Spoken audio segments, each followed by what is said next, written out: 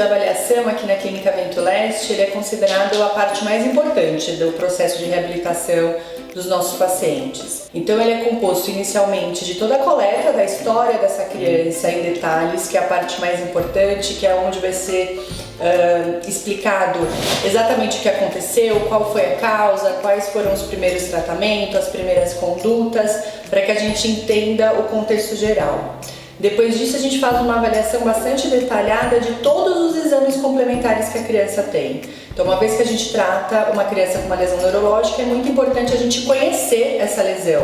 Então, os exames de ressonância magnética, de tomografia, os exames de eletroencefalograma, para que a gente consiga, junto com a história, com os exames, compreender o mecanismo de lesão e começar a ter uma perspectiva de quais foram as reais consequências dessa lesão.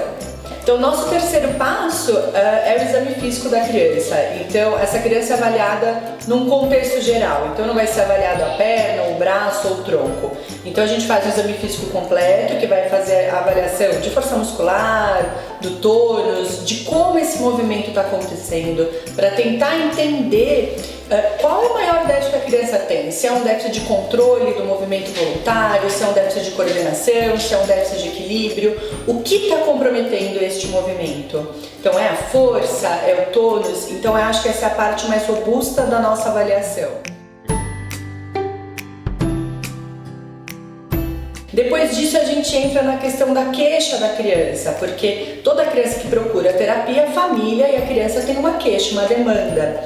Então a Vento Leste ela foi estruturada num ambiente que é uma casa, que tem todos os cômodos de uma casa, que eu tenho quintal, que eu tenho uma sala de atividades de vida diária, que eu tenho a possibilidade de efetivamente ver como a criança executa o movimento dentro da demanda da família. Então a demanda é que a criança caminhe, então eu posso ver a criança andando dentro de casa, fora de casa. A demanda é que a criança não consegue fazer alguma atividade no dia a dia dela, então a gente vai avaliar essa criança efetivamente fazendo aquela função vinculada à queixa dessa família.